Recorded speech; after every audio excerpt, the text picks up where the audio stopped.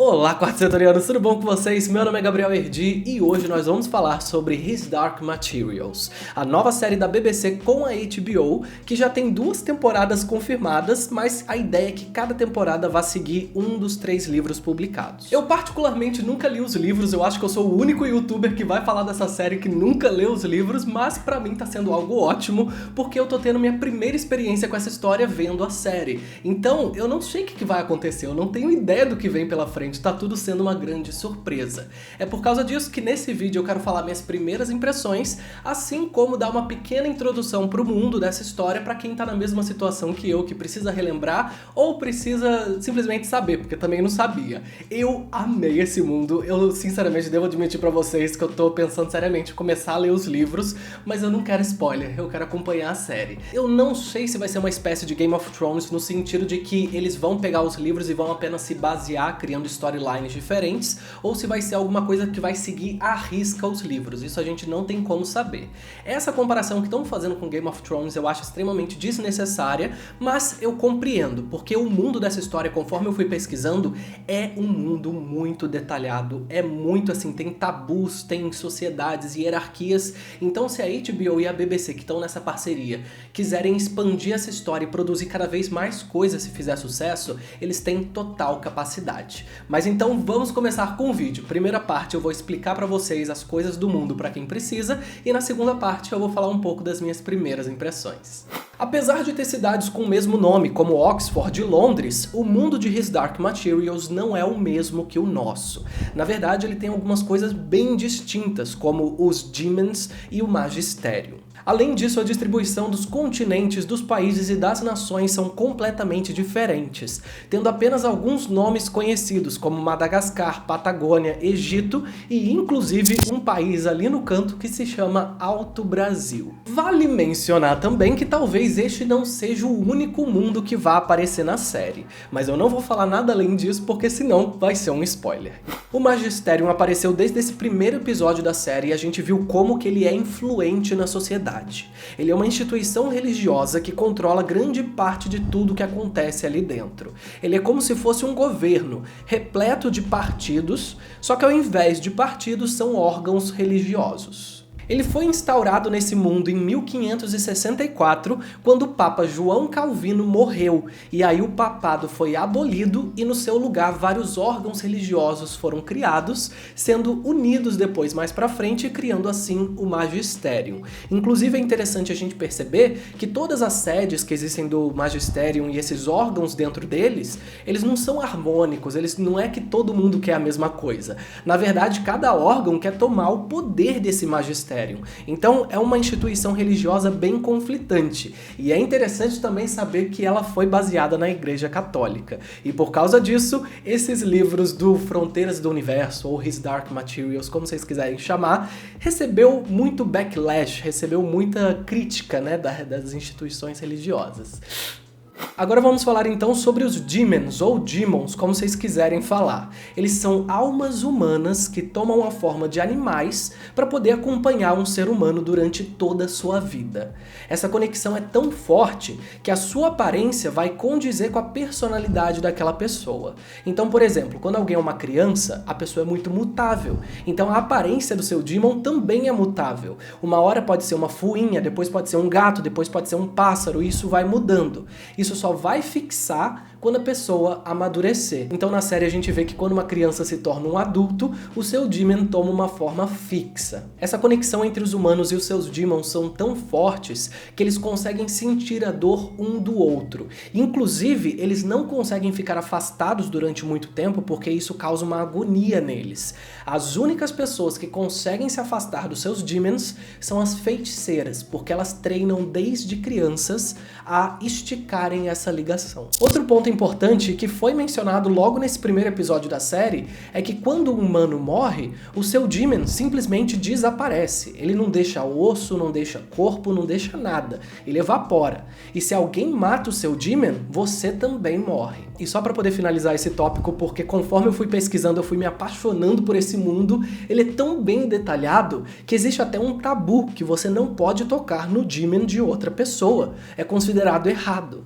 Agora nós vamos falar sobre o pó. Eu achei essa tradução um pouco esquisita, achei que poderia ser outra coisa, tipo poeira, porque eles falam dust. Dust não precisa ser pó, pode ser poeira. Pó é meio esquisito, mas tudo bem. O pó é um elemento extremamente importante da história e que já apareceu nesse primeiro episódio da série como sendo objeto de estudo do tio da Lyra, que é o Lord Asriel. Não sei pronunciar esses nomes. Basicamente, ele é uma substância invisível a olho nu para os seres humanos e que começa a se fixar nas pessoas quando elas se tornam adultas. Inclusive, é entendido que apenas seres racionais têm essa matéria. E já que ela só aparece em adultos, o Magisterium associa isso à perda da inocência. Então, você não pode mencionar o pó na vida, ninguém pode falar sobre ele e muito menos estudar ele como o Lord Asriel está fazendo. Isso é uma heresia. Ainda existem muitos outros mistérios sobre essa substância, mas como vai fazer parte da jornada da Lyra descobrir tudo isso, eu não vou falar mais nada, porque senão daqui a pouco eu vou estar dando spoiler pra vocês. Outra coisa que eu tenho que tomar cuidado também com o que eu vou falar é a bússola de ouro, ou ailetiômetro, que inclusive foi o nome do filme que estreou alguns anos atrás. Esse instrumento serve para poder indicar a verdade. Ela possui 36 símbolos e 4 ponteiros. Você faz uma pergunta para a bússola e ela vai indicar uma resposta. Isso vai fazer parte da jornada da Lyra, descobrir como que ela funciona, quais são os mecanismos, como interpretar, porque você tem que interpretar esses símbolos. Então tudo isso a gente vai ver dentro da série e basta a gente saber que serve para poder indicar a verdade. E para finalizar, o mundo de His Dark Materials possui outros seres racionais além dos seres humanos. A gente tem as feiticeiras, que como eu disse anteriormente, elas quando crianças passam por um ritual para poder esticar essa conexão entre os seus demons. E elas também têm a capacidade de voar em um galho de pinheiro nubígeno, alguma coisa assim, tem a capacidade de viver muito mais do que as outras pessoas, ou seja, uma expectativa de vida mais longa, e também não pegam nenhuma doença, ou seja, algo ótimo. Inclusive, só existem feiticeiras mulheres. Elas têm filhos com homens humanos, mas se essa filha for uma mulher, ela vai se tornar uma feiticeira. Se for um homem, não vai ser feiticeiro. Basicamente isso. Temos também os Panzerbjorns, que eu não faço ideia de se eu tô falando esse troço certo, mas são ursos de armaduras. Eles têm capacidade racional, inclusive têm polegares opositores, e eles vivem em reinos, fortalezas de gelo, completamente isolados. Às vezes eles interagem com seres humanos, como a gente vai ver na série, como a gente viu no filme, mas eles têm uma sociedade própria deles. Isso é extremamente interessante. Ah, e uma coisa interessante que eu também achei é que os próprios ursos fazem as suas armaduras. Eles coletam um mineral que cai de um meteoro, vão nas minas, produzem as suas armaduras que são completamente resistentes, e quando um dos ursos é exilado, ele tem que entregar sua armadura, porque é um símbolo muito poderoso daquela sociedade. Então, um urso sem armadura é um urso fracassado. Outros seres que existem dentro dessa história são os anjos. Eles são seres formados completamente pelo pó, e eles têm a capacidade de voar e a capacidade de mudar de forma, inclusive viajar pelos mundos. Eles têm uma sociedade cheia de hierarquia e sua expectativa de vida é basicamente eterna, a não ser que eles sejam feridos e morram. Mas se eles não forem feridos, eu acho que eles vivem pra sempre. Se eu tiver errado, eu sei que vocês vão me avisar aqui nos comentários, mas eu acho que é basicamente isso. E por fim, ainda existem outras criaturas, como por exemplo as mulefas e os galivespianos, que são seres racionais mais animalescos e que a gente ainda não sabe se vai aparecer na série ou não.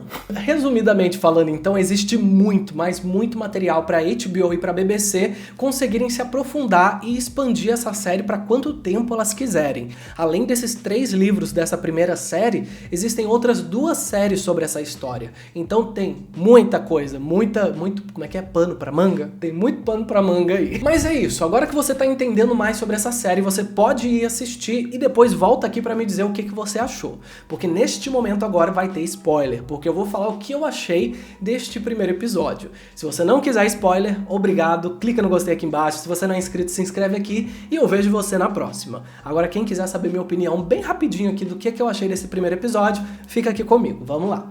Eu achei que esse primeiro episódio foi muito inteligente em alguns aspectos. Não foi um piloto cheio de emoções e tensões, mas foi uma boa apresentação, tanto para quem já conhecia a história, quanto para quem não conhecia, que inclusive teve aquele intertítulo no começo explicando o que são os daemons, os demons, explicando um pouco do mundo, para depois a gente entrar dentro da história. A parte que eu achei inteligente aqui foi a forma como eles apresentaram a Lyra. Lyra, porque como ela é a protagonista que a gente vai acompanhar, ela tem que ter uma identificação com o público, então foi isso que eles fizeram. A Daphne, que é a atriz que interpreta a Lyra, conseguiu captar essa essência dela de forma muito boa. Eu preferi essa versão da Lyra do que a versão que passou nos cinemas. Essa atriz conseguiu mostrar pelo rosto, pela expressão dela, que ela inclusive tem esse rosto um pouco mais moleque, mais, sabe, destemida, mais corre atrás das coisas, faz o que ela bem entender, ela transmite essa sensação. E isso me atraiu bastante pra essa personagem. Outra coisa importante é que a gente não tá vendo apenas um storyline nesse piloto. A gente viu o storyline dos Gypsies, que teve aquele garotinho raptado